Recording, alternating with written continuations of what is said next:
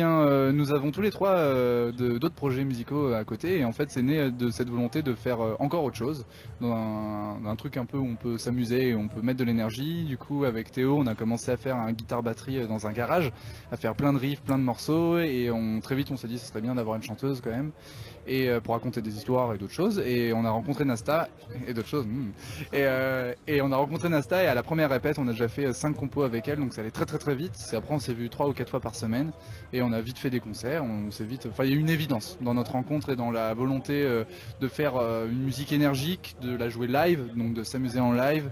On s'est très vite compris et puis de par le fait qu'on avait d'autres formations à côté, on savait par où il fallait passer, ce qu'il fallait faire et donc ça a été plus rapide et peut-être plus ludique, moins prise de tête.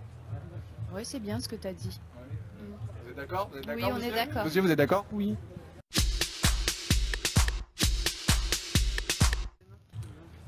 Ah, Ah. ah. Mais... C'est qui répond? Ah oui, alors, ça va. Eh bien, tout simplement parce qu'en fait, la première répète c'était un matin et que la seule truc qu'il y avait dans mon placard c'était du thé à la vanille et vous savez très bien que le thé à la vanille c'est pas le meilleur d'été. Du coup, ça a marqué cette journée de répétition. C'était pas bon du tout. Mais la musique était bonne, donc on a rebaptisé le thé à la vanille pour lui donner. Une nouvelle fraîcheur. Oui. Une nouvelle saveur. Oh, c'est Ah oui.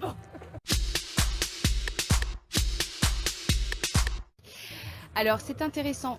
Voyez-vous, nous avons un site internet sur lequel il y a plein d'histoires déjà de raconter. Il faut savoir que Thévani, il y a une mythologie assez concrète qui est présente. Nous sommes 3 personnages bien différents mais qui se sont rencontrés au sein d'un motel Vanilla, qui sont en fait la représentation des limbes.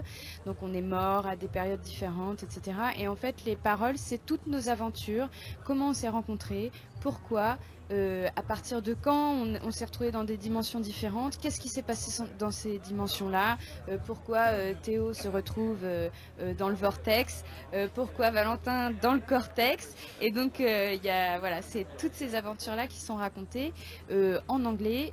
Les paroles sont disponibles en ligne, donc les gens qui veulent les apprendre par cœur, par exemple pour les chanter en concert, ils peuvent.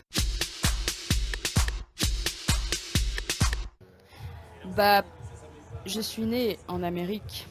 Non mais j'étais l'Amérique. C'est l'histoire d'un enfant sauvage, d'une enfant sauvage. Voilà, née avec ses dinosaures et dans un pays américain.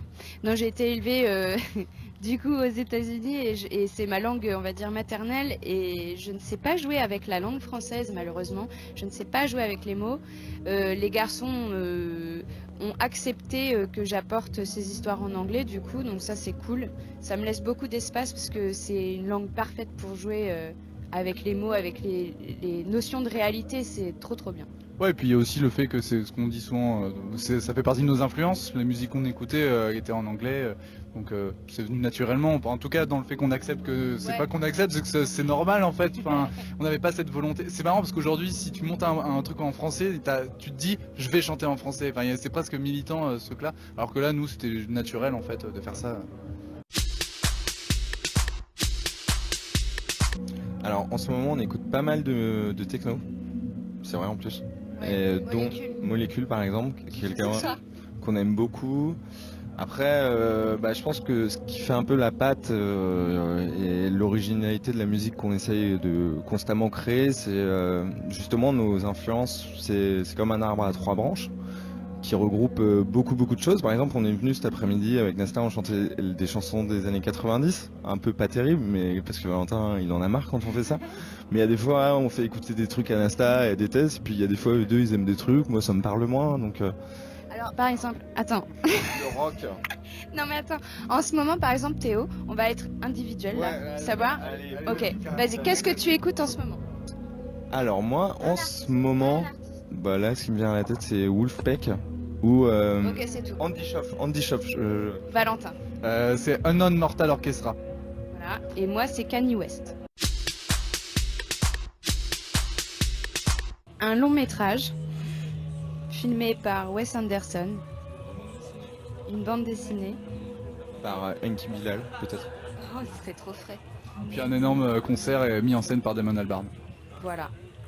Et sinon, sincèrement, un single qui sortira via un crowdfunding. On va lancer un crowdfunding là sur. Oui, bon, je sais pas parler anglais, alors parce que moi l'anglais c'est vraiment pas ma langue maternelle. The crowdfunding? No, no, yeah, you know the crowdfunding? Yeah, okay, yeah. Okay, so the crowdfunding is waiting. Et, yeah. Et on va du coup faire un petit single pour remercier ces personnes-là. Et voilà, et puis en 2019, sans doute quelque chose. Surprise. Surprise, surprise.